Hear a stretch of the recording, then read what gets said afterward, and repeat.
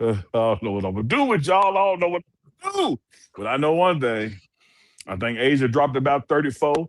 The NCAA said players and staff can now bet on professional sports. And we are 48 days left of straight football on TV. It's the morning run.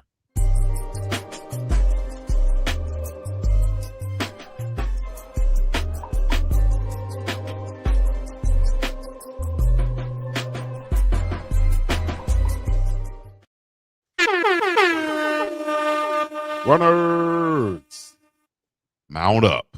It is the morning run. Big Dog Chico, Uncle Neely, Deuce the Scoop, live and in effect. Got you covered across the nation from the ATL to Boulder to Hawaii. We got this thing, man.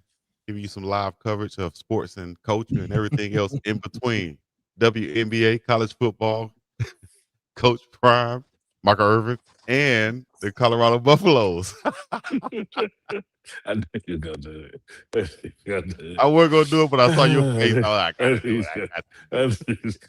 it. He's incorrigible, man. He's a habitual last stepper, as Charlie Murphy would say. I watched that clip last night too. But shout out to everybody in the chat right now. Put your city and your state in the chat where you represent from so we can give you a shout out. If you haven't hit that join button to become an official member of the channel yet, you're late. You need to go ahead and do that now. And go to the website to support all three of these brethrens right here. Go to unclechico.myshopify.com and get you some. Go to facebyjazz.com and get you some beard oil. And shout out to Goonsville Clothing and everybody else that's rocking with us today. Deuce the Scoop, Uncle Neely, what's happening? What's up with you? What's shaking? Potato chips or bacon? Man, potato chips with bacon sprinkles. Hey, man, did y'all know yesterday officially started 49-day run, 49 consecutive day run because of the NCAA, Power Fours, mid-majors, because of the MAC conference, because of NFL. You now, because it started yesterday, we now have 48 days. We got 48 straight days of a football game will be on TV. What a country. As you would say, during the spring, it's football time in America. It's football time in America, man. 48 damn days. So Tuesday night, Wednesday night, Thursday night, Friday night, Saturday night, Sunday, Monday, and Tuesday again. That's about here to Thanksgiving. Yeah. 7 weeks. It's that football stretch that everybody need right here, man. It's that fix time. Get your fix on. Chico, did you ever in college have a Tuesday or Wednesday night game? Tuesday or Wednesday? Yeah, that's when the MAC play. Like that's when they schedule their games now. I didn't play in the MAC. Tuesdays is they Saturdays. Oh, nah. I think we played on Thursday, Saturday, and I think that was it. Thursday and Saturday, unless something special came. I know once we played against Army, and it was the first game that they played after 9/11 happened. So we were the first game back for Army. So that was a big thing that was on TV and stuff that Army is playing, right after 9/11 and all the guys. So that was a big game. That could have been moved from like a Thursday or a Saturday to some type of crazy date. So I don't remember though, but that was something special. Deuce, how you feeling, bro? Good. Extensive vocabulary in the Deuce, you remember particularly is piggybacking off Chico and extensive vocabulary. It wasn't nothing like the Ron Simmons era when all he would say was damn. Ron Simmons had a Jerry curl too when he played football. Yeah, that's something that's amazing. Him and Eric Dixon and Coach Prime and all the guys who wore Jerry curls while playing football. Walter Coach Payton. Said his was no Jerry curl now. Well, it looked wet, but it was dry. I don't believe Walter you. No, Walter Payton. I'm sorry.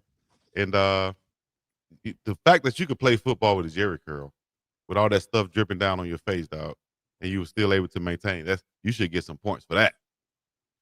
Had that soul glow. They had that plastic bonnet on over their helmet and just be under there cooking. Wouldn't worth it, dog. Wouldn't worth it. Man, shout out to my Uncle Eddie, man. He had pretty good Jerry curl in his day. He had an S curl at Hawaiian Silky. Oh man, I don't know. I don't know. It was motor oil. It was The slick. one was the Duke. Remember the Duke kit that looked like they had Oh, Dominic yeah. Wilkins on the box? Man, Yeah, I remember Duke. Yeah, definitely. I get the Duke and just use the cream in it, not the whole kit, just the I'm just gonna use some of it. the accent. Should get a little help. Bless my cousin's heart. I remember in GWC projects, my cousin came running around back to the house. He had some motor oil in his hair. My auntie and my mom, boy, what the hell you put motor oil in your hair for? Hey, they said you put oil in your hair to make your hair good. He got his ass beat. Just know that. Shout out to my cousin. Every GWC project story ends with some bitch getting their ass whooped. It's a project story, ain't it? You know, Hey, one time we had the cookout 5 minutes later, and then he got his ass beat. Hey, one time we was in the other, he got his ass beat. It's like every story you tell about your project end with then he got his ass beat. How old was the kid who put the motor oil in his hair? he was older than me. He How old were you was at the up, time? man. I was probably like 8, 9, 10, somewhere around there. You know, he had to be a teenager. You know, The boy So put he was old enough to motor know oil better. in his hair. he ain't know. He put motor oil in it, and he had good hair already. He put motor oil in his hair. He bald y'all headed ride- today. Y'all went to the same school? Come on, Dukes. I'm I said asking. this is my older cousin. I don't know what school he went to, Duke. I don't know what. Was the bus long or short? The NCAA football rule has just came through that's going to allow This them boy to. was in high school putting motor oil in his hair. He ain't know no better, dog. He ain't know no How better. you don't know no better in high school, 13, 14 years old, to put motor oil in your hair? Listen, first of all, you're in the projects. You got a lot of people. But you know how much good sense in the projects? Why been in the projects? Yeah, you got listen, let me finish. You got a lot of people who can influence you to do things that you didn't think that you were going to do in the project. You can go to the basketball court thinking I'm like just bust going out to a play church window. basketball. I'm just going to play basketball. You end up in a fight because this dude want to instigate. He the project instigator. You know, so you know anything can happen, dog. You said the boy said, I thought y'all said it was oil. Yeah, we're going way down this rabbit hole, but Might as somebody well. basically, from what I remember, somebody convinced him to put motor oil in his hair, and he actually did it. He was gullible like that. He actually did it. He's still alive? Trust me, I had 50 cousins. Oh, 100 cousins in the hood, P. Come on, this I one. had 50 cousins at least. When last time you seen this cousin? Man, why he's up in Minnesota somewhere, kind of like I'm out here in Hawaii. You know, just he left Alabama, and I think he came back once. Oh, Minnesota's the interracial dating capital of the world. He loving it up there. Ain't Yeah, most definitely. he? Cleveland, boy, I tell you. He ain't no Cleveland. He's a West, but shout out to him. Oh, he from Kanye's side.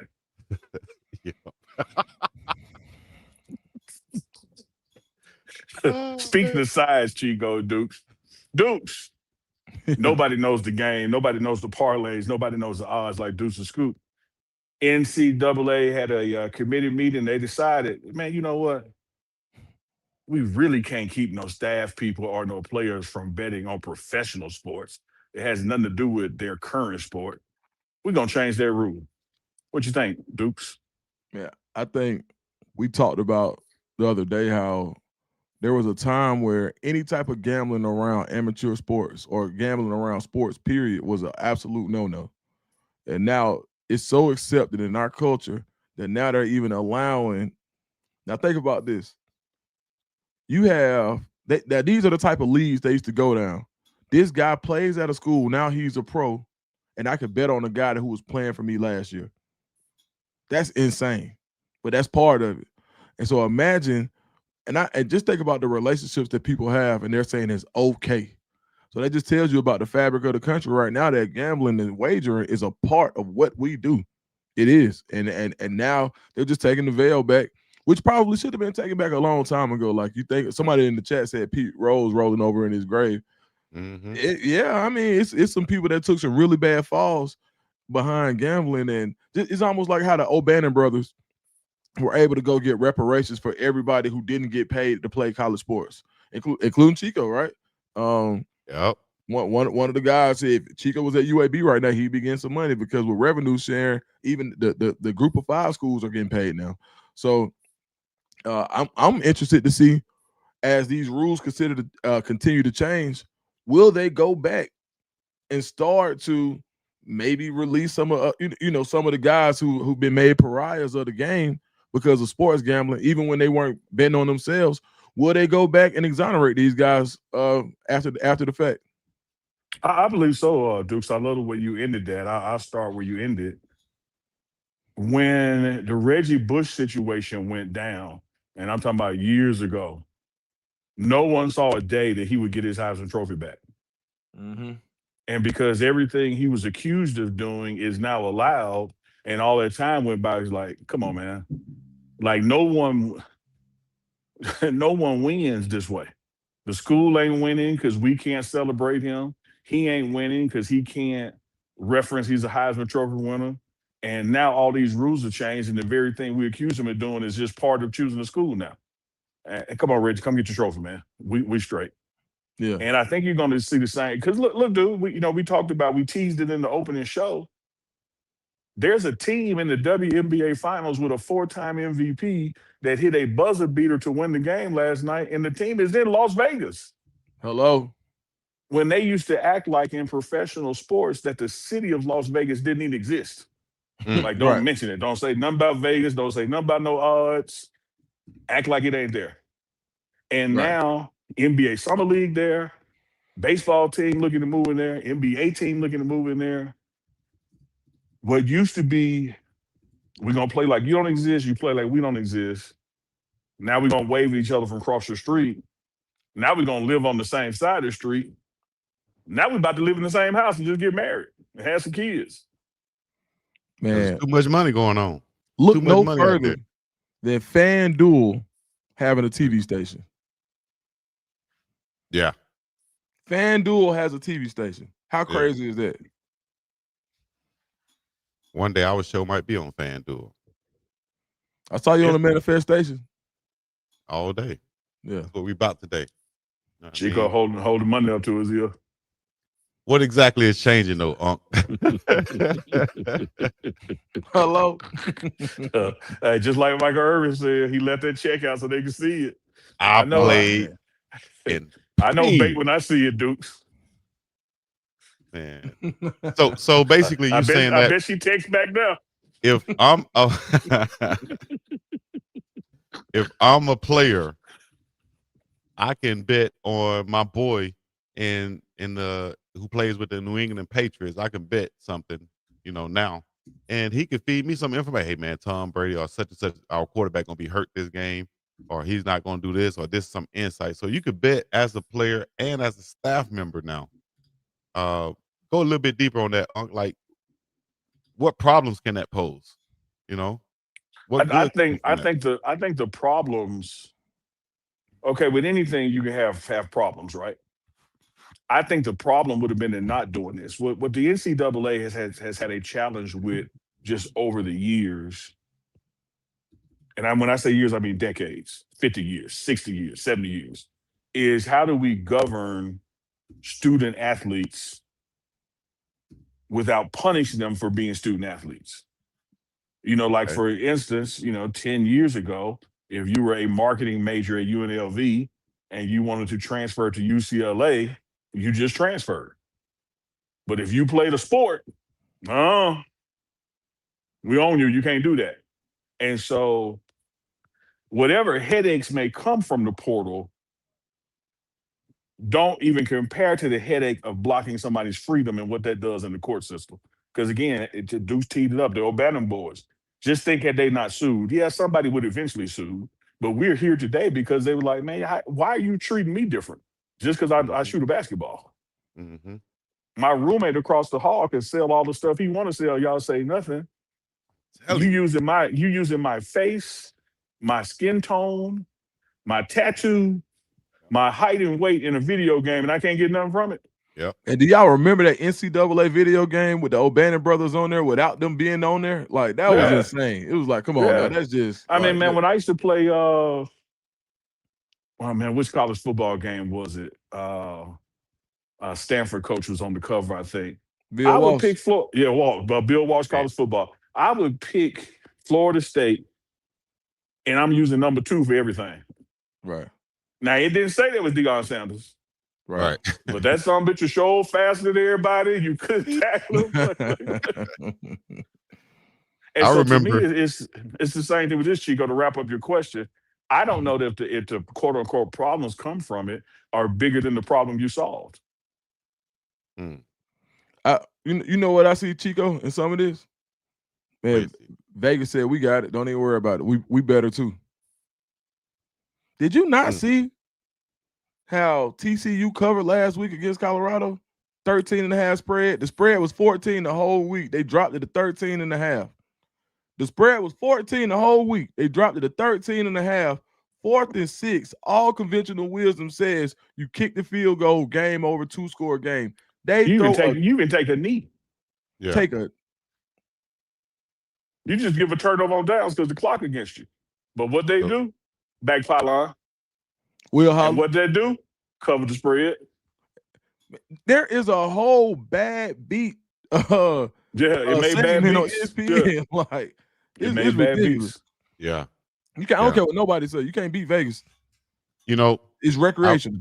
as far as this NIL goes and the Ed O'Bannon goes, I remember being a player walking into the bookstore right across the street from my dorm. Myself, shout out to my quarterback, Darryl Hackney. And we walked up in there, and Darryl wore number 4. And we saw all of these green and gold number 4 UAB T-shirt jerseys. Didn't have his name on the back, but had number 4 with UAB on the front. And he had to purchase one. I remember thinking like, yo, this is robbery of some kind. I don't know what as a college student right now, but this is not right. I remember thinking if they had my number on, I'm not buying it. Somebody gonna give it to me, dog. That's what I thought. They ain't have my number, but still, he had to pay for his number 4. I just felt like that was wrong. Did they have your And- bottoms with 98 on the ass? Now they did have your onesie though, the Uncle Neely onesie collection. They did have those that snap in the Yeah, bottom. that was I didn't buy it. number 1 seller. It's sold from Mississippi to Atlanta. It came with a little stain in the in the bottom, but with Chris wrote across the back. so I didn't get those. But man, even like way back then, I just remember thinking like, man, somebody getting paid, somebody robbing us, but they say it's in exchange for your education. Mm-hmm. That's all I'm gonna do. You hit him with the Chico. Come on, dog. Chico, I like that picture you posted, and I'm a detailed guy.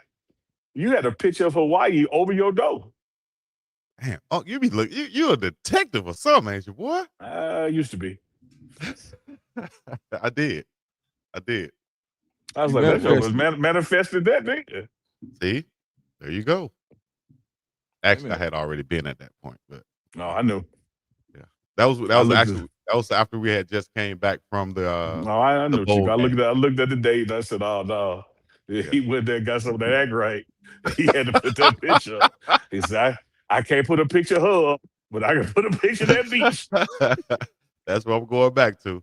It all manifested. So I was like, okay, if that manifested, let's manifest some more good things in life. You understand? It's just like when Notre Dame take the field and they touch that crossbar to say that sign that say play like a champion day. Every time Chico lead, he touched that Hawaii pitch. Something like that. It was something like that. Yeah, look at him now. And as as the pop said on Coming to America, look where I am today. Chico, when last time you had Loco Moco? I don't really eat Loco Mocos. They're good, but I don't really eat those. A lot of rice. That's basically a rice and a beef patty on top, with a fried egg and some I appreciate gravy. that. I was gonna ask. Yeah, it's fire now. A little bit fat. Loco Moco. I get out there. You got that's a local dish. Yeah. What is it again? It's just like a hamburger steak patty on top of rice with a lot of gravy and onion. Then you put a fried egg or what you call it, over easy egg on top of it. Yeah, that's like when I'm at the crib making my own hamburgers, I always do me an egg on there. Oh, you'll love this then. Tell you what else, man, you can love. You can love a lie, not telling who not a lie, not caring who tell it. That's right. And the Jaguars just want to keep on lying. Oh. Tell him what you text me, Unc, about what I said. And then we can What I go said? through it, I guess. About you was trying to get that man the benefit of the doubt. You was taking the journalistic, politically correct high road. that's all. The head coach of the Jaguars basically went on the Pat McAfee show after Eli had already said what he said, and we talked about this. But he came back and kind of doubled down and said that, He did double down. He said Eli, he said what he said, but he should have said it like this, which is he practiced a little on offense, but mostly on defense, which was still wrong, right? No? Absolutely wrong. Let me tell you this. Hell, I don't even know where to start. But I could be a conspiracy theorist when it comes down to it. Mm-hmm. And then when you add in induced capitalism, I'm sure going to be a conspiracy theorist. And here's what I mean to the runners out there. When you own something, your most expensive line item is payroll. Your workers cost you more than anything in your organization. Mm-hmm. And so anytime you can get labor at a reduced cost, it's in your business to do that. It's in your self-interest to do that.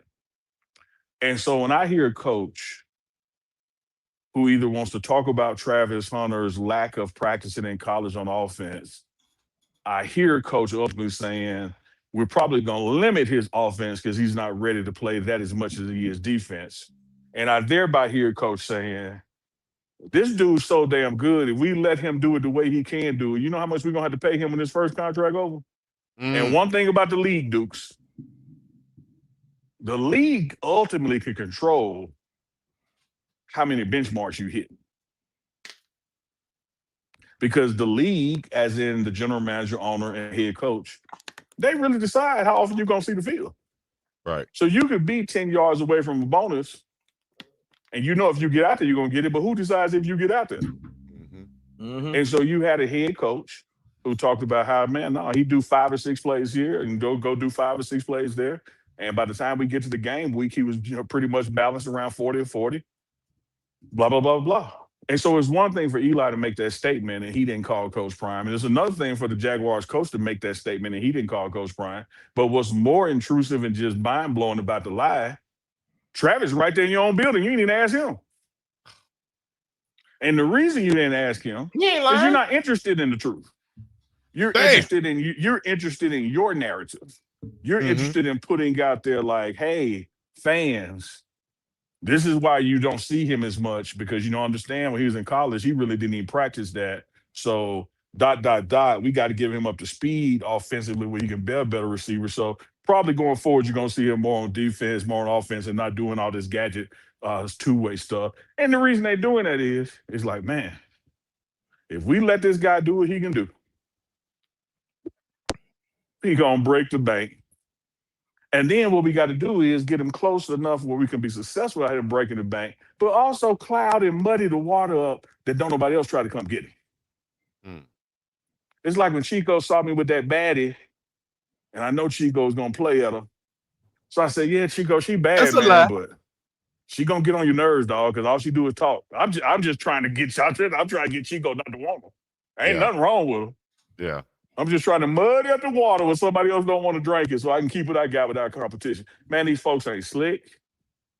It's business. You look at the Browns and the quarterback they got in Shador without having to pay him what he's worth in his first contract. And so what you're going to see from the Jaguars is, yeah, we had to trade up to get Travis, and we had to pay him all that bread to get him. But we're going to make sure now when he come around that second round, we're going to control that part, that second contract, rather. We're going to control that part. Yeah. I think, and that's why we have, that's why I can do my politically correct, and then you can come with your conspiracy. And I'm like, oh, that can make sense, And Dukes, no, I wasn't doing what you call it, a clap. I was saying that they were trying to. But I forgot what I was saying. You talking about a damn clap? Nah, but you was in here doing that finger clap. No girl be doing. That's chopsticks, or that's like. Boy, that was one finger, boy. Nip it in the bud. Like, I don't know. See, what he you went talking from about, doing this to one. I was doing like that. Mean like what Unc was saying. I was agreeing to it and saying that Par for the course. they It's try all to good. keep. Anyways, man, That I boy don't know said, what y'all "Hey, Maya said it. Clock it." Wait, all right, Shamar. No, just Oh, come on, dog. Chill out. Go ahead, Unc. no, just I'm I took your fingers as a positive, Chico, but Dukes did Yeah. make me see it differently. But I would say this, man. Let me own it now. Let me admit, when it comes to economics and capitalism, I can be a conspiracy theorist, Yeah. and so don't run to the bank with what I just said. But I do know this. I'm gonna circle back on it, Dukes. It's one thing to not call Coach Prime and say, "Hey, how did y'all utilize him?" That's all And I I was can saying. totally understand that not happening because you don't know that man. He don't know you. Right. But how you don't ask the man that's right there in the building wearing number 12? Yeah. Man. And to double down on him, like, he ain't practice that much. Like, bro, it's on. They got videos. Man, what Coach said at the press conference? Coach said, you got Well-Off, you got Rooster People, and you got Neely. Like, what y'all ain't seen it? Like, you think it's edited, it's doctored? Like, this is something that man did every day, worked on his craft. And now y'all trying to say, well, he didn't practice on offense. Do you think it's because they're trying to take the credit for when he is successful at it or whatever he does? They can say, well, All of that too, Chico. That's a valid point. Yeah. Because I tell you this. Here's something that Shedeur Sanders and Travis Hunter are both capable of. Hold your horses, Dukes. Here it come. All right. Here's something that Shedeur Sanders and Travis Hunter are both capable of. They are both capable of saving your job. If you let them do what they do, you got some damn job security. That's right. And so let's say things start going off the rail in Jacksonville. Let Travis be Travis and the world gonna forget. Let's say things continue to go further off the rail like they are with Cleveland. Let Shedeur be Shedeur. The world gonna forget. And they know what they got. They know what they got. Just like you got players out there that are coach killers, you got players out there that are coach survivors. Yeah. You think it'll continue those 39 offensive snaps, 25 defensive snaps? Do you think that'll be like, the status quo for moving forward for Travis Hunter? It's going to be hard for me to gauge it, Dukes and Chico, because I do know this. Jacksonville, at the end of the day, is going to do what it takes to win. And what you want to do is you want to win without overexposing yourself contractually with a guy.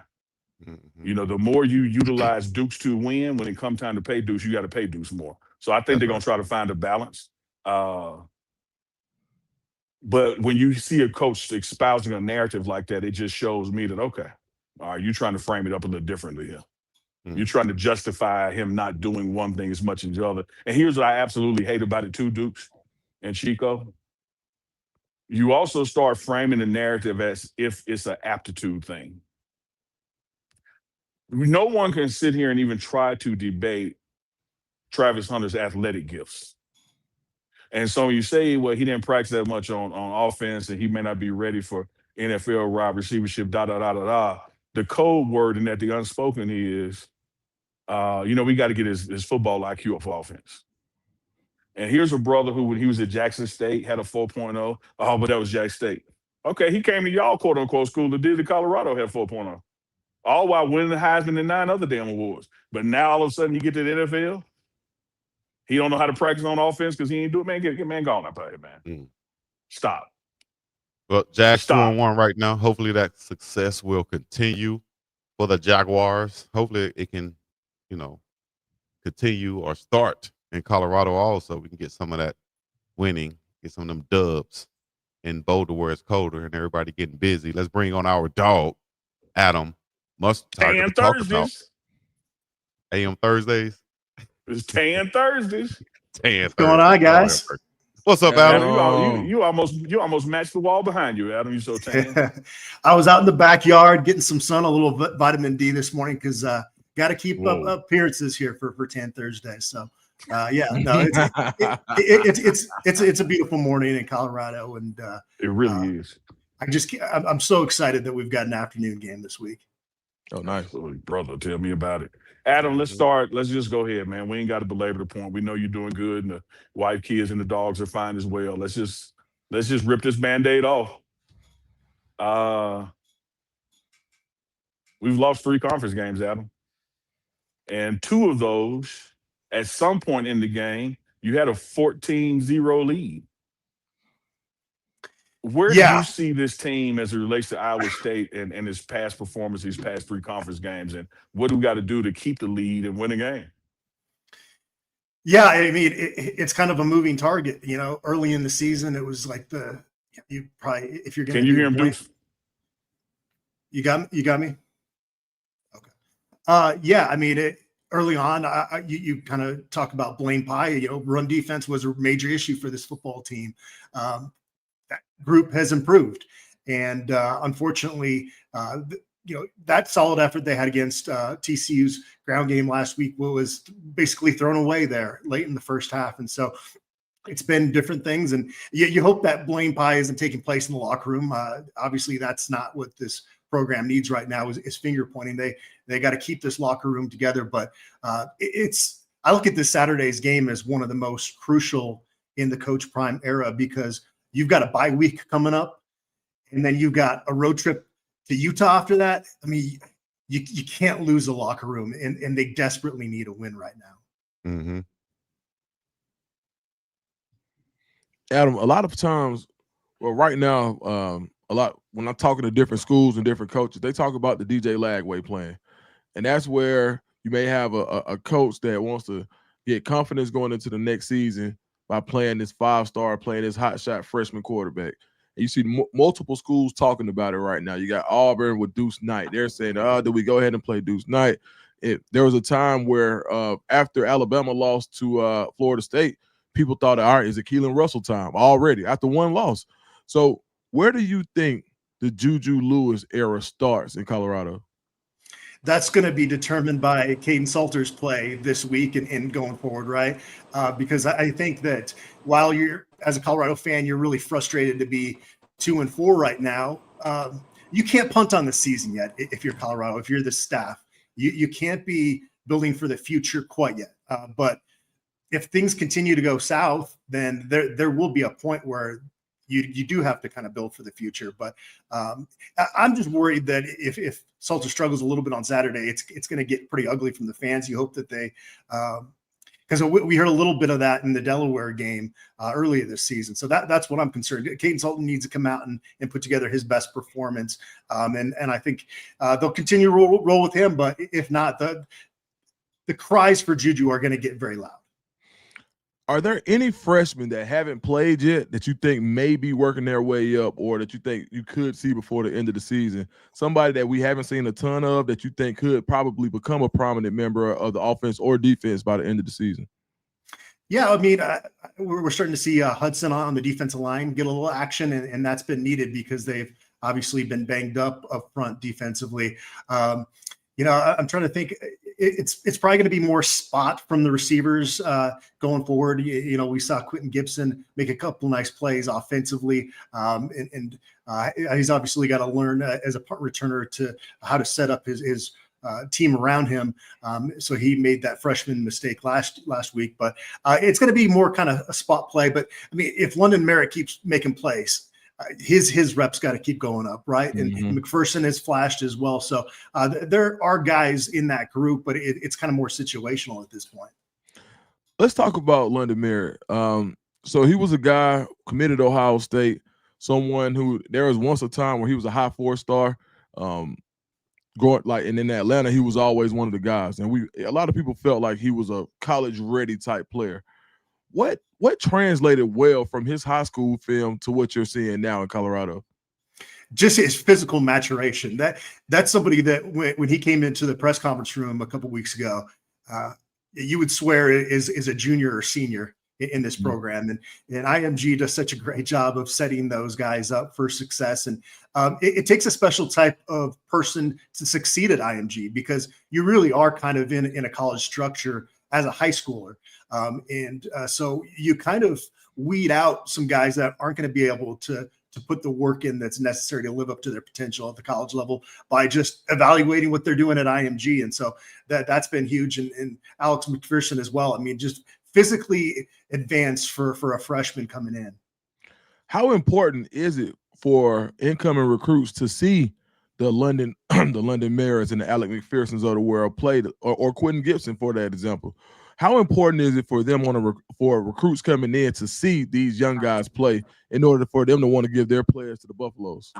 Yeah, it's good validation for recruits out there that when they hear Coach Prime say that we expect when we recruit freshmen to come in and play, it's not just lip service. You're actually seeing that take place at a lot of different spots. And so the way they go about coaching freshmen is a little bit different than some staffs I've covered, where they kind of treat those freshmen with kid gloves, and it kind of almost kind of limits their progression early on a little bit. I think it's a good thing to set those expectations early on.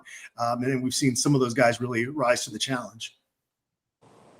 Oh, Hey, Adam, I want to ask you this about you're covering the program here historically. You've now covered Coach Prime 3 seasons. This is now going to have midway point of the 3rd season.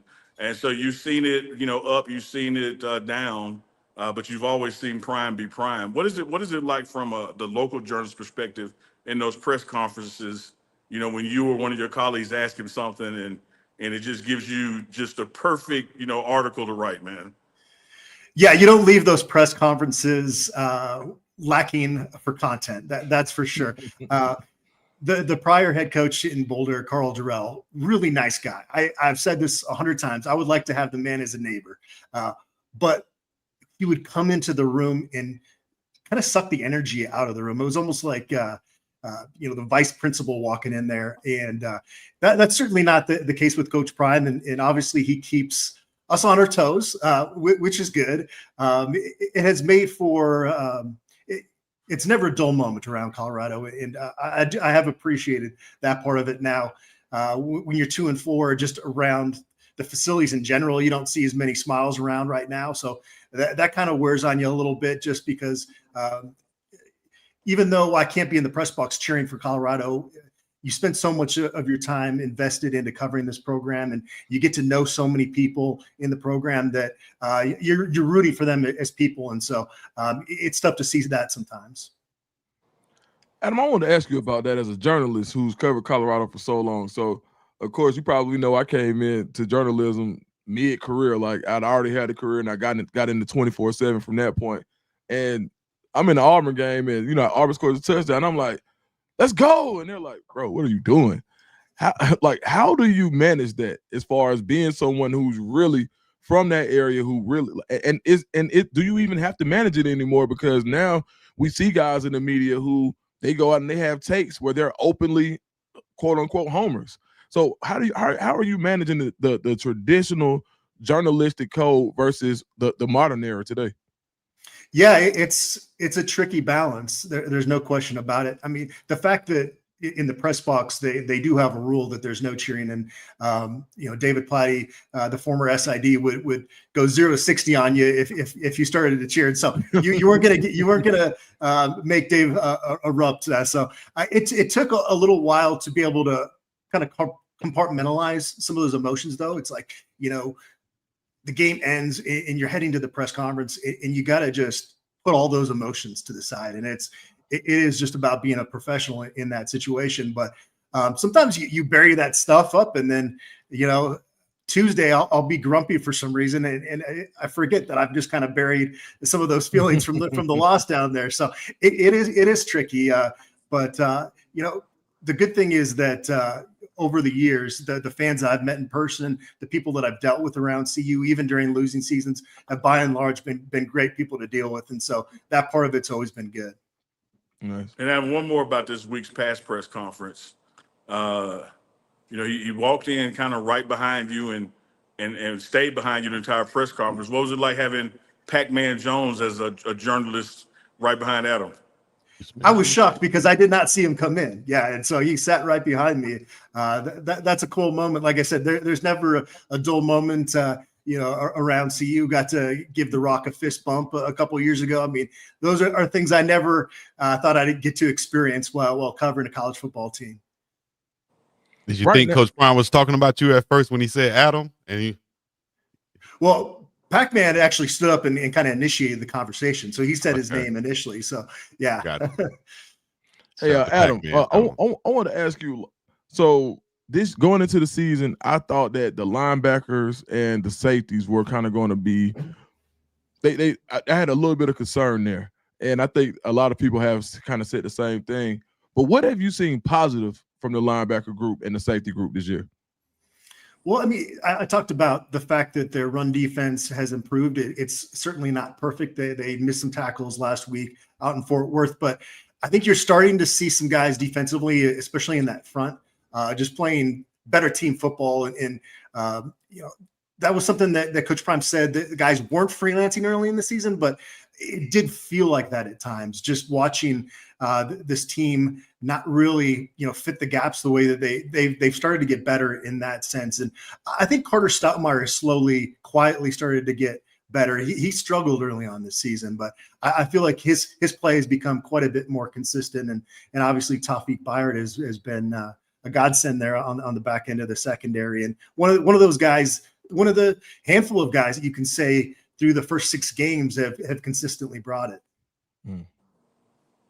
Adam, one of the things I felt strongly about that the key to victory, the ultimate key to victory at TCU was going to be holding this 65% success rate on third down that TCU was accomplished this season, to holding them to around 50% or lower. And we did that. I think they ended up being, 7 of 16 or something on third down. Little did I know we'd have 3 turnovers at the QB and all these other even issues on special teams that we never had before. When you look at Iowa State, what is one of those things that jumps out to you as this has just absolutely got to happen to have a chance at winning this game? Yeah, it's going to be a tough challenge because Rocco Becht is a veteran savvy quarterback, and he's a winner, and he makes winning plays, and he's not necessarily going to be running for 100 yards with designed runs, but when he needs to pick up a first down or score a touchdown with his legs, he's really efficient in that. So you're not going to completely shut down a veteran quarterback like that. But what you can do is, limit their ground game. And I talked about the fact that Colorado's run defense has been improved. And this is a very solid Iowa State football team, but it's also not a juggernaut. They're 8th in the conference in offensive efficiency, 7th in defensive efficiency. They're in the middle of the Big 12 in a lot of statistical categories. So it really has been Rocco Becht kind of being that X factor for them as a veteran quarterback that's allowed them to have success. And you'd imagine maybe not as angry as Colorado is right now, but they're coming off a really disappointing performance in Cincinnati. So they're going to come to play. But again, this is a team, and there's a reason the betting line's only 2.5 now. This is you got home field advantage. Your backs are against the wall. You need a win. And we've seen signs from Colorado offensively and defensively. They just need to put it together. But I would say the main thing is not allowing Iowa State to really become multidimensional and have a lot of success running the ball on Saturday. Yeah, I like that, Adam. One of the things that Coach Prime has said from his football one-on-one manual and even about his own Colorado team is that your quarterback has got to make 2 or 3 plays in the game that weren't necessarily designed to be made. Turning nothing into something just out of their sheer will. And that is something you see Iowa State has been able to do throughout this season. Yeah, that's really, if you want to talk about a big difference between these two programs at the midway point of the season, it is exactly that, having a quarterback that consistently makes plays when things break down. And it's very demoralizing for defenses. And Becht is just very savvy and good at doing that. I tell you this, Adam Dukes, it's homecoming week at Jackson State this week. Of course, I won't be there here in Boulder, but I remember the days of being that close to having Steve McNair sacked, and somehow he just did something you just didn't know that anybody was capable of doing. And it is demoralizing. It is frustrating. And, you put all this effort into stopping a guy, and just by some razor hair thin margin, he's still as successful. You got to just bounce back from it. One thing Coach Prime has always talked about is go to the next play, forget that play and go to the next play. And they have the kind of quarterback that can make you dwell on the play because you thought you had him. And Kaidon Salter has the potential to become that. We have not seen it consistently, but he's got the skill set to be exactly that. And you've seen glimpses of it, more than glimpses. Yeah. You know, there have been several plays this season, not necessarily in one game, where it breaks down and he uses his legs, or it breaks down and he uses his arm, and he turns nothing into something. And so that capability, you know, is there in him as well. And I think whichever one of them can do it the most is who's going to walk out of here with the head up. Yep. Yep. We were talking earlier, Neely. I'm curious to get your take. This feels to me like one of the biggest games of the Prime era so far. How do you feel? Yeah, I'm gonna rank it. Certainly the biggest game this season. I'm still gonna put it behind the first game against TCU when we went down there and upset them. And that's not just because of the outcome of the game. Just going into that game, here's Deion Sanders coming to what was then the Power Five, first game on the road against a team that had been in the national championship. And so the measuring stick of that game was so huge. And then to win it was just a major deal. But when you look at the totality of the Prime era in Colorado, I think you're exactly right. As Coach Pecco told the team, when your back is against the wall, you don't have a choice but to take a step forward and then just take one step or the other. And this team, unlike any time before, your back is against the wall. And you got to fight your way out of this. So with that in mind, Adam, I think you're spot on that this is the biggest one. Yeah, especially, and you throw in the bye week coming up too. You know, that you can't be going into that bye week on a losing streak. Yeah, and then what you got after that bye week is, you know, you go on the road to Utah. So it's you want to go on, you want to take that bye week. You know, of course, you're going to practice, but you want to have that following Saturday off, dwelling on a win and a momentum of it than another loss in 0-4 in conference, going to play Utah on the road. Yeah. When it comes to Colorado football, there are a lot of hot buttons, especially on Twitter and when you see fans and message boards. I'm sure you see at the beginning of the year, play calling was a huge hot button. And I've seen that kind of dissipate as the year goes on. What have been the biggest differences that you've seen in play script offensively and defensively? Yeah, I think that a lot of that is at times early in games, especially Salter's, I think, become a little bit more comfortable in this system than he was at the very beginning. But you're seeing a little less of the horizontal stuff, a little bit more of the commitment to the running game, which I think has given these offensive linemen a lot of confidence when they've been able to string these good rushing efforts together. And that's kind of building on itself. It really does feel like that group is close. And Coach Prime, that was kind of the theme of his press conference on Tuesday, is that this is a program that's really, really close. But you're also 2-4 and you're close to things unraveling if you can't get this losing streak ended here. So, but I've definitely felt there's been a much better flow to the play calling in the offense here in the last few weeks. Yeah, Adam, I agree with you. And I think that what happens, so let me deal with it externally and internally. Internally, particularly Sunday when you're going through the film, you see that there's enough blame to go around. You know, that it's not just one thing or the other that cost you the game. It almost, you know, it's like when a kicker misses a last-second field goal and everybody thinks the kicker lost the game, but they don't look at everything that happened in the first three quarters that put you in that position. And I think from a fan perspective, externally, even somewhat the media, interested to get your take on this, it's hard to write an article or a tweet and articulate the 10 things that woulda, coulda, shoulda. You got to pick one thing. And I think it was very easy going on to pick Pat Shurmur. You know, everyone was on him, particularly in his market, had him having coached at Denver, et cetera, et cetera.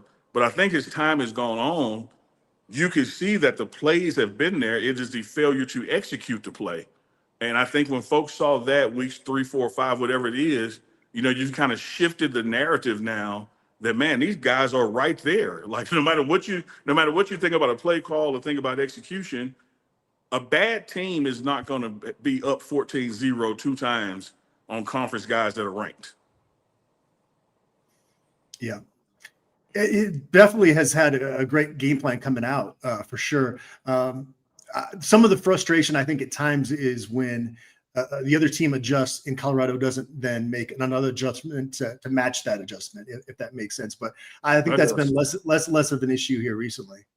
And I think you're there on that, Adam, because if you look at the adjustments made, and I know that there's not a halftime after halftime, the next one is the end of the game.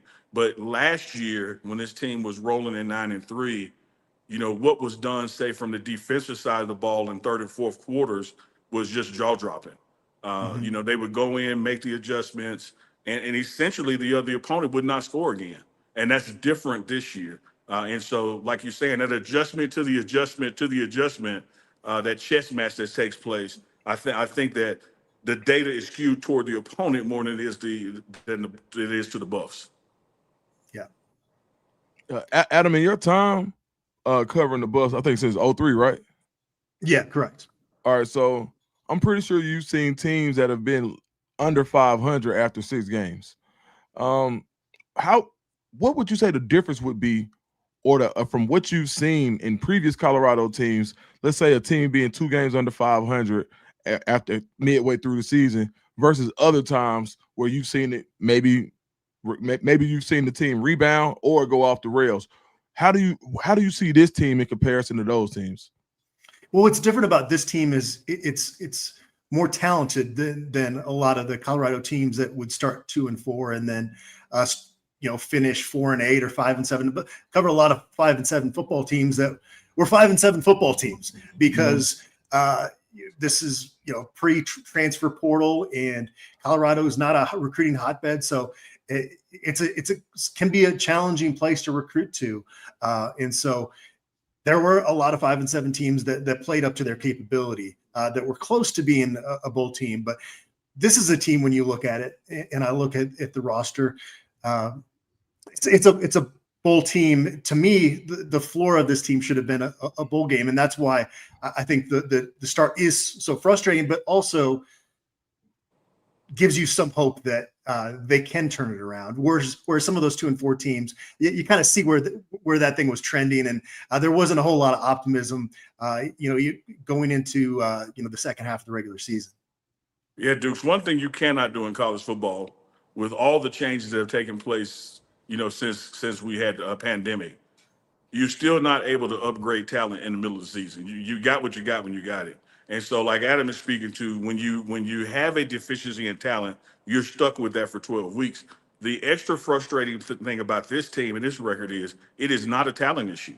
It is a finishing issue, a sticking together through the game, overcoming adversity issue. The guys you have on this team are capable of playing. And I know when you get to the last page of the football one-on-one manual, Adam, it says you are what your record is. I get it. But when you look at this team and its current record, there's not a person who has watched these games that doesn't know this team is absolutely better than that record. And I don't know the history of looking back on previous Colorado teams, but I know when you just look at the Big 12, Baylor was in this same position this time last year and went on to finish 8-4. The year before that, look what Arizona did when their season was over and they just got hot and ran it to a bowl game and then showed out in the bowl game. So I think this team knows internally we got what it takes. They've also seen externally other people do it, but you got to do it starting now with Iowa State. You can't put another one in the loss column and then start, because now the math is totally against you as it relates to being bowl eligible. Yeah. And that's the thing about the Big 12 is there's not much separating the top team in the conference from the middle teams, right? There just is. It comes down to a couple plays. If you went back and rewatched Colorado's first 6 regular season games and weren't keeping track of the score, if you didn't have a score on the TV, you'd probably come to the end of that conclusion thinking this is a 4-2 or 3-3 team, right? Just from the eyeball test. Mm-hmm. So yes, you are what your record is, but this is a team that certainly much is capable of a lot more than what they've shown so far. And Adam, here's one for you, because you were here during the pack days as well in the quote unquote Power 5. This is the time of the year that everybody has nothing but conference games left, and then that cannibalization begins. You remember last year we were propelled to the Big 12 championship during a bye week. Then we come off the bye, we can lose the game and take ourselves out of it. And so there's still a lot of football to take place. You got to control what you can control. But when you look at the rest of the schedule for other people, there's some circumstances where you could get some help. Mm-hmm. No doubt. Yeah, I mean, there's probably two losses is probably going to get you into the Big 12 championship game. 2 conference losses, right? Yeah. I would imagine. I agree with that.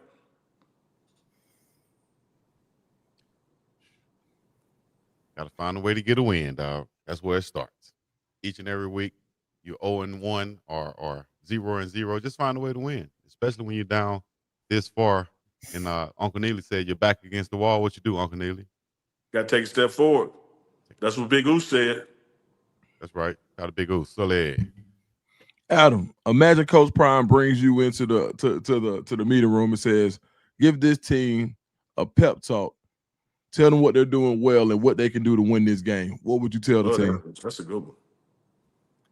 Well, I'll answer your question, but my first instinct would be that it needs to be Caden Salter doing that. Mm-hmm. You know, they need the starting quarterback to. I know it's not the most natural thing for him, but at that position, it's like point guard in basketball. You've got to communicate. You've got to talk. It's really this football team is close. They just need to stick together, and that's the biggest key right now. But I don't have a speech that is going to get this team fired up. The starting quarterback should do that. That's a good one. I love that, Adam. And Deuce, let me tell you something that did happen this week in those very team meetings. General Manager Coach David Kelly stood up, and I think this was either Sunday or Monday, and said that there won't be any motivational speeches this week. Like we're beyond that. Now we got to put tools in the toolbox, give these guys the tools that they need to beat our. It's that simple. Like we had all the motivational speakers, all the hot topics. That's in them. Now we got to put tools in the toolkit that can be relied on in the game to get us out of these situations. Because again, I'm gonna go back to it again, Adam, Chico, and Dukes. 2 of these 3, you were up 14 points. And then even in the other one, you were in the game late. Yeah. you're right there. You got to turn that corner, man. Got to do the work now. No time for no motivational speeches. You know, if you're not motivated at this point, dog, what are we doing? It's time to, like you said, that's the old school terminology. Put the tools in the toolbox and go to work. Yeah, man. It's time to execute now. Forget all this talking. It's time to be about it. You know? What they say, I can't quote it. What is the prayer without work is dead, right? You got to put some work behind it. You can't just be praying all the time. Put some work behind it. Go do something. That's all. That's my little rant. Appreciate it. Hey, man. Adam, I appreciate you not wearing a Big Dog Chico shirt today. Yeah, man. He ain't had no more hate. He had no more hate left in him, Adam. So if you would have worn today, he couldn't even hate on you. It's still in the wardrobe. It's not going anywhere, Chico. Don't worry. That's right. What Adam came on, Chico, and said he'd been outside in the backyard enjoying this beautiful day, and his dogs were enjoying your T-shirt. They were out there tussling over it. So we make them tough. That's all. That's what it is. Appreciate you, Adam, real once again, man. You want to leave us with something before you get up out of here? I'm just going to say it again. Thank God for an afternoon game, the Saturday afternoon. Can actually our sleep schedules have been all over the map. It's going to be nice just to kind of have one normal weekend here. And Adam, Deuce challenged you on what you would say to the team. I need you to come up with something you'll say to the networks that we keep some sun is out game. So work on that for us, Adam. You got it. Thanks, guys. Always appreciate you having me on. Yes, Yes, sir. sir. Appreciate you, Adam. Adam Mustard Tiger, 247 Sports. Boy, Chico, I was going to cry laughing. That boy said, "Hey, man, what it said in the Bible again?" Oh, my gosh. Here we go. I ain't trying to be over here and preach to people, man. I want to, you know what I mean? I don't want them to call me Martin Luther Chico, Pastor Cleveland up in here. I ain't trying to preach to them. You know what I'm saying? I think it's faith without works is dead. But faith without works is dead. We He just let you have it, man. Just go ahead. He was like, whatever it say, yeah. Same thing, though. Same damn thing. Hey, man. If you go back and look at the video, you see Uncle Neely shaking his head. I'm like, okay, I'm right. I'm trying to help you. I'm like, look, let me tell you, Chico, the way I was raised. I'm like, I'm right. I don't know how Dukes. I don't know how you were raised. I'll tell you how I was raised. You straighten the king's crown in private, not in public. I'm in front of the white man. That's why I was trying to let you make Oh, come on. It shouldn't matter in front of who. It doesn't matter what if color it's they us, are. I'm like, Chico, what your dumb ass said? But in front of the company, I'll be like, Chico, we talk after the show. I'm trying to help you. Hey, boy, Chico funny, boy. You done did everything, but you done Faith clocked the T. Without work. You preaching, boy. You doing it all today, boy. That's right. That boy Chico said you gonna clock that T today, boy. House. And then I don't know what you talking about, Dukes, with this, but you know what? Look, watch this. If I'm working at a warehouse or something, you worked at a warehouse. If someone is backing up and you're directing them, that means just a little bit more, just a little bit more, just a little bit more. Bam, you good. No, that's what. Oh man, come on. First of all, that ain't what you did. Not this. I did this so you can see it on screen. Yeah, right? That's what you were doing.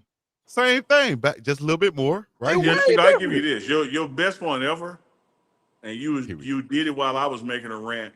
You acted like you were cooking because you were saying that was a good one. Yeah, you was cooking. You tasted you went. I do cooking.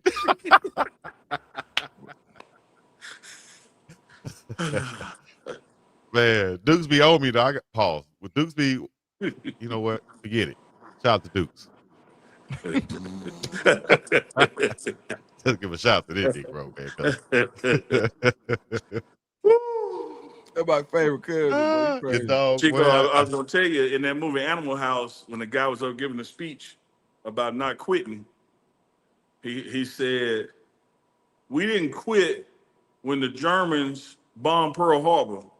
And the guy bumped into the guy. He said, "The Germans didn't bomb Pearl Harbor." Right. He said, "Don't stop him. He's on the roll. Like, let him keep going." So, Chico, you was on the roll, man. I ain't want to stop you and correct you.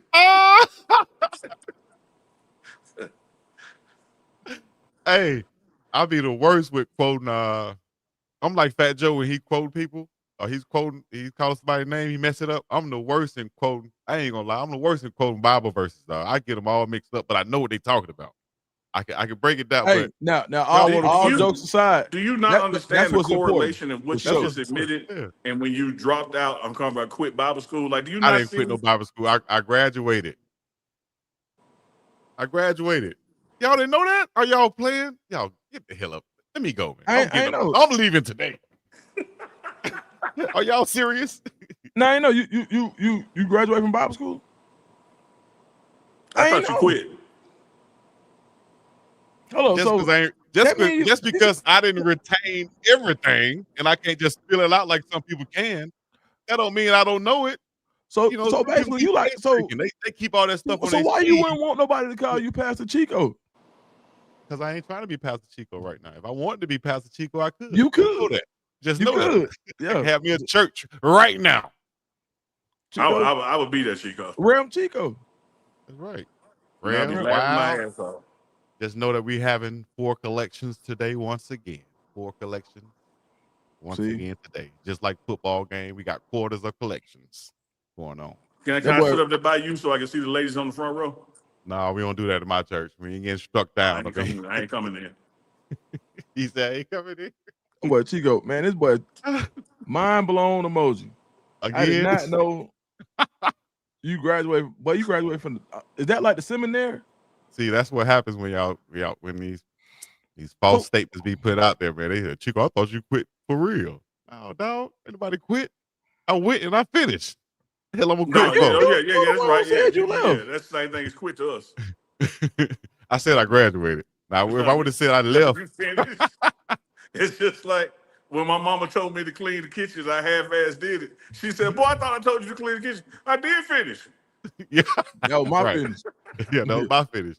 I left when I was done. Yeah. Nah, Chico said he graduated. Hey, that's hard, boy. That's fine. Yeah. Shout out to my dog. you know, I ain't gonna go there. But just shout out to my dog, man. I will say this though. There you go, Unc. I did it, Unc. He can't help it. He wants to tell it.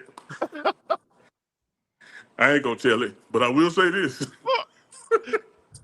I had a baseball coach, right? Who was he was a pastor, Reverend Brown. Hard nosed though, you know. And Rev would come out there, he'll drop some cuss words out there too, because he was the baseball coach also. He would hit the baseball to us extra hard on our terrible field, right? So we had rocks on our field. So at this point, I'm starting getting letters in football, but I love baseball. But I hate this coach who trying to kill us on the baseball field, right? Hitting the balls to us too hard. I'm like, man, he gonna injure us. I don't want no ball to hit me in the eye. So needless to say, that was the only thing I could say I quit. You know what I mean? Was baseball at that time because I was getting letters in football. But when I went to this Bible school, guess who was over the athletic department?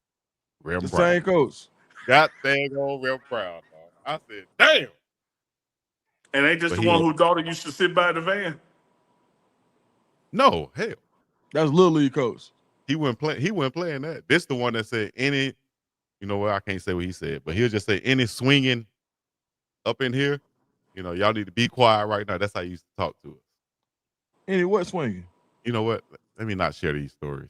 Thank you guys for joining us Because on the morning told y'all round what? once again. This has been Big Dog Chico, Uncle Neely, Dukes the Scoop. If y'all want more of this, make sure y'all join, hit the like, subscribe, and make sure y'all hit that notification bell before we get up out of this thing. Hey, can you imagine going to Chico? Hey, they said the cussing preacher. Y'all see that preacher who be cussing all the time? He had the little light skinned dude. Just Graham Ike. Hey man, Chico. Hey man, you remember the other? Hey Chico, you remember the preacher used to come on after Uncut? Yes. He be hollering. Be 3 o'clock about. Ah! Lord forgive us. Man, we I ain't laughing at the preacher. preacher. It's because you know Buddy went out. He couldn't have been all the way right, bro. I ain't trying to judge nobody, but man, Yeah. that man was like, he was straight hustling. It was like, Well, not me. I ain't trying to hustle. I'm not send me trying like to hustle $100 for your prayer cloth and do. Yeah, man. I'm not trying to hustle a church. I'd go hustle in the streets before I go hustle in the church. Although I know a large percentage of it is a hustle. Just know that. Hey, you know what? So now, Chico, first of all, I want to tell you I'm proud of you, dog, because Bible college hard. That's some hard stuff to do. It wasn't really hard to me. I ain't think so. Oh, well, it feels like it. You know why? Why? You know why? Because I could deal with this. This is the type of person I am, Duke. If we talk about learning and things like that, I could deal with if what you're teaching are facts. You know what I'm saying? You got a lot of teachers that'll teach you their thoughts, their philosophies, they're going to teach you their curriculum. You know what I'm saying? I'm not trying. Nah, if it's in the book, if it's facts, we can go research and look it up. Let's talk about that. You know what I mean? So I took it as a challenge. I said, I want to learn more. I want to talk about it. I want to discuss it. I'm going to challenge the preachers, professors up in here. We had one guy, y'all can look him up. Very good professor, man. He used to drive down from the University of Alabama 2 or 3 times a week to Selma just for our classes or classes he taught. Pastor Tyshawn Gardner. If you're from the Tuscaloosa area, you know about him. Author and everything. Great pastor, man. I learned a lot from him.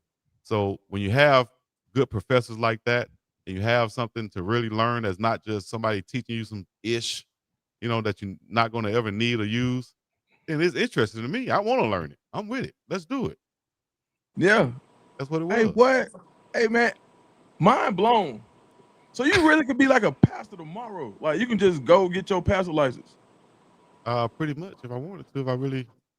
Hey, in Bible school, do you major like in just Bible, or like do you got like what do you major in the Bible school? Man, we ain't gonna get too far into it, but it's a Bible college. So yeah, you're gonna graduate. Some people have general studies, some people go deep into it. But I wanted the basics, basic Bible. Rewind. The reason why I went into it, Dukes, wasn't to go be a pastor. All right, so let me just rewind that and let people know that it wasn't me going into this looking to do this. I actually kind of stumbled into it. I was the sports information director there at the college that I went to. I told you my former coach was there. Yeah, right? SID for sure. SID, right? I Right. didn't even know that position existed until I found out. My other cousin was the baseball coach there, who went on to coach at Xavier, and I forget where he's coaching at now. But he Right. was really, going to the Black College World Series and stuff, but just didn't have any, uh, promotions behind it, anything like that. So I said, man, I come over there. You doing all this stuff? I can go do this. Anyway, got into a position at SID, and uh, mind you, I didn't finish at UAB because Right. I went to go play football, but I only had a semester left, right? So I always Right. said I would go back to finish. But long story short, to go back to UAB, once you are done, it was a whole process, and I would have to live back up there again. I was like, I ain't doing that. Um, so I went, became the SID. The head women's basketball coach, I found out she was still in school. I'm like, oh, damn, I never thought about that. I could go ahead and finish school here while I'm working. Well, that makes sense. I'll do that, right? So you do that. So it was women at the school too. Yeah. For sure. Yeah. They had a women's basketball team and everything. So they were like, man, you gotta get you gotta do Bible studies and theological and all this other stuff that I ain't know nothing about. You know what I'm saying? And they're like, you can finish here. I'm like, shit, I ain't got to drive to Birmingham. Oh, let's do it then. I'll finish right here, while I'm working. Long story short, they said, you're not just gonna be finishing, sir. You got to go through a year or two of Bible studies and I'm saying, what? I'm not doing no. So at first I said I'm not doing it, and then I was like, I need to learn some more about, because I grew up going to Catholic church. Okay. Totally different. So I said, let me learn some stuff, at least try to learn some stuff. And so that's what I did. I took it as a challenge, did that for a year and a half, finished, and came out here. That's what it Hey, was. boy. And then secondly, I really did it because I wasn't planning to come back out here to Hawaii. I was gonna coach my high school Right. back home. I was gonna be the head coach there. I was bringing up the guys from the little league, coaching them 10U, 11U. I said, shit, I'm gonna stay here. I got a squad right here. Yeah, Boom. keep All I them need is together. all I need is a degree. I got black kids, white kids. I'm about to unify the damn city on them for real. But all I needed was a degree. I'm like, man, my cousin was the principal. I'm like, why? You could hire me just like these other schools doing, just to be the coach. You ain't got to. I'm not gonna be in the classroom. That's what I told him. And Right. so, as Neely would say, they ain't want you in the classroom. But I wasn't gonna be in the classroom. I wanted to be the coach. I said I'll get a degree. Long story short, it took longer than what I thought because you had to go through all the whole Bible thing. By that time, I had a daughter, and I was like, you know what, I'm not gonna raise my daughter here. Might as well go back to Hawaii and raise them. And that's what we did, and ended up here with a degree that I don't use. Yeah. Well, you don't know what's in the future, boy. I go to your church. No, I ain't trying. Ram Chico. And then my daddy is a deacon though at the church. Daddy deacon. Yeah, my dad is a deacon, but he's still slapping folks. So I'm thinking like, how you a deacon and you still? So that's why I'm hesitant to getting in the church. I don't want to be that pastor in church looking at the lady on the front row like Uncle Neely would be. So you trying to get yourself together first? Is that Uncle? I thought Uncle was on. That's why I said that. Yeah, you gotta be fully right first, man. I'm not going to no church or nowhere playing around. Man, Chico, you might be a preacher for real, my boy.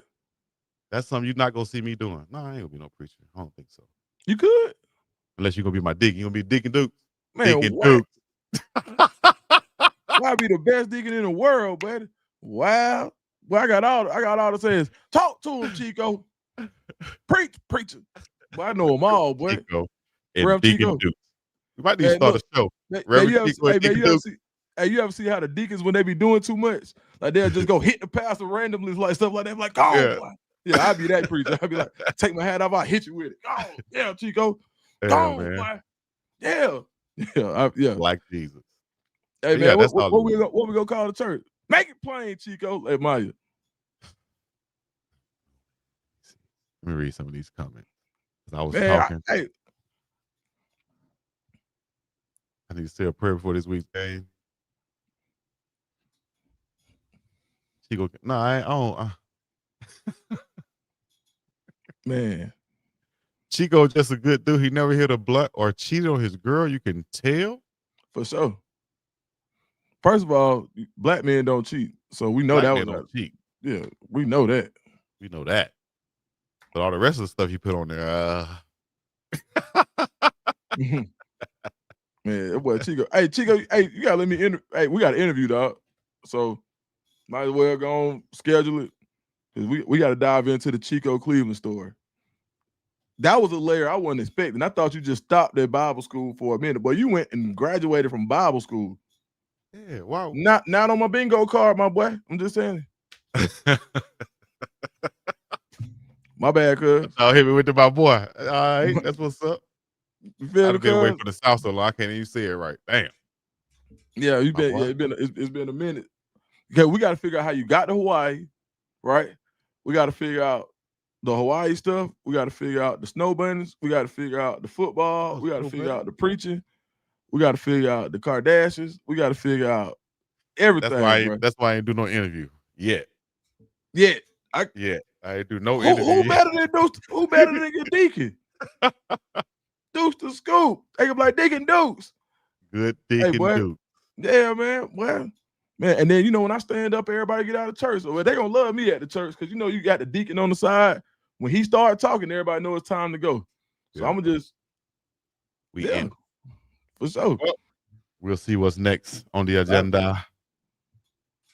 Like I Yvette told you, Yvette Porter said black men don't cheat. That's a lie. Nope. Not true.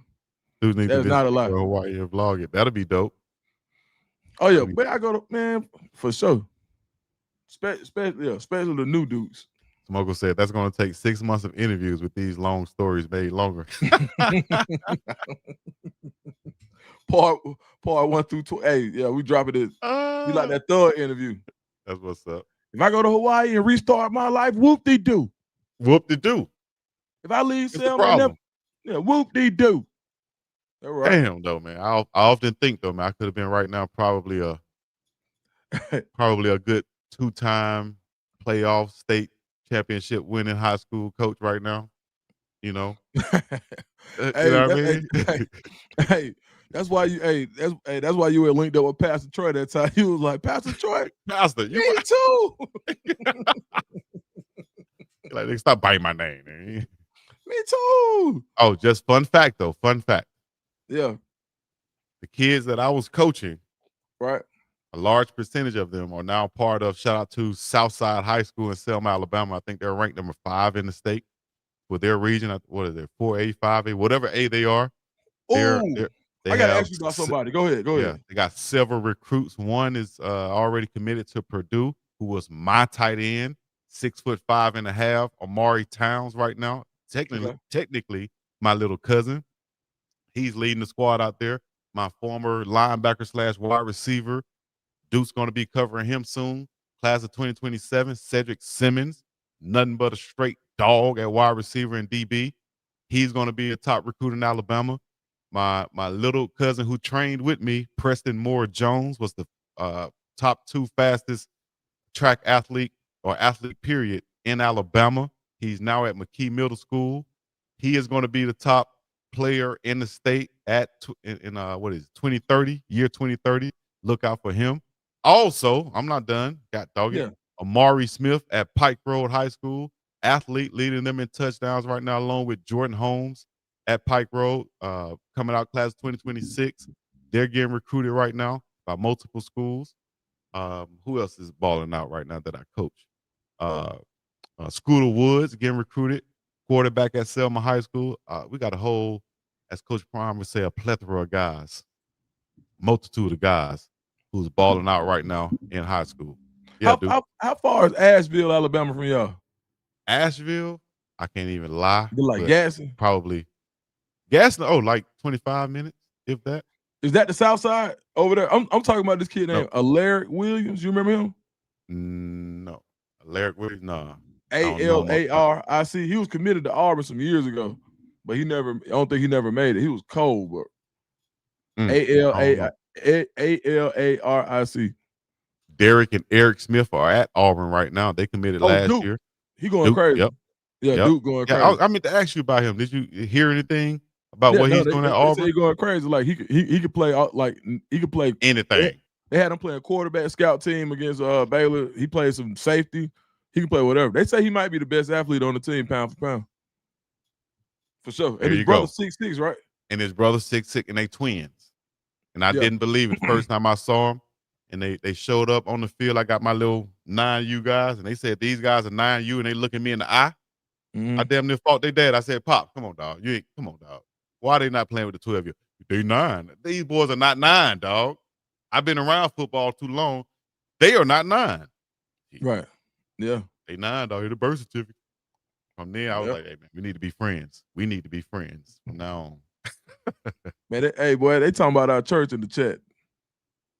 Let me see, man. Yes, they are. Hey, if y'all want to give to the church, we're going to start taking collection then. How about that? Let's take collection. Why you look like that, Chico? Chico look like, yeah. No. Boy, you crazy. Nah, man. Hey, boy, I support you, man. When you get that call, but one thing I will tell you, I'll be inside. When you get that call, you can't run. Oh, yeah, for sure. Yeah. That's for sure. That's real. So Right, we'll man, leave it at that. Might well Appreciate land the y'all. plane. Yeah. Y'all can add to the collection plate. Yes, sir. Oh, now. you got super chats too, Chico, before you leave. Super. We got super chats. Okay. Appreciate that, sure. Reverend BJ. Keisha, the They first said lady. 10 p.m. benediction. Reverend BJ Nelson said, Yeah.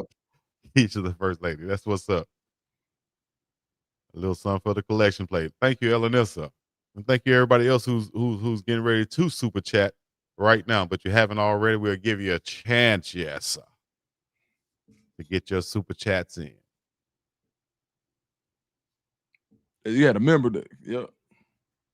Got a We got a member new also. member. We got a new member to the channel too. Christian, appreciate you. Thank y'all. And if y'all know how to, they say, gift memberships too, we appreciate that also. Yeah. All right, we're gonna land this plane, man. Thanks, Deacon Dukes, for staying on with me. Our usher, Neely, then left out with his white gloves on, so we'll have him back next week. And got on up out of there. Until next time, man. Hey, King on the throne, boy. You know ball. What do you say? Hmm. Hold on, now I got to go back. What do you say? King on the throne. Well, you a good scout.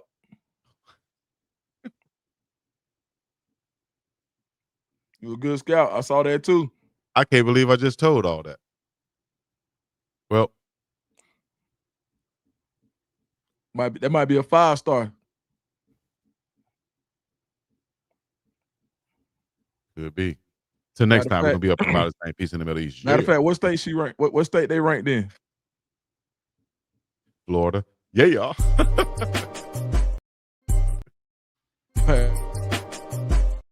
Tripping, dog. Just play the damn song.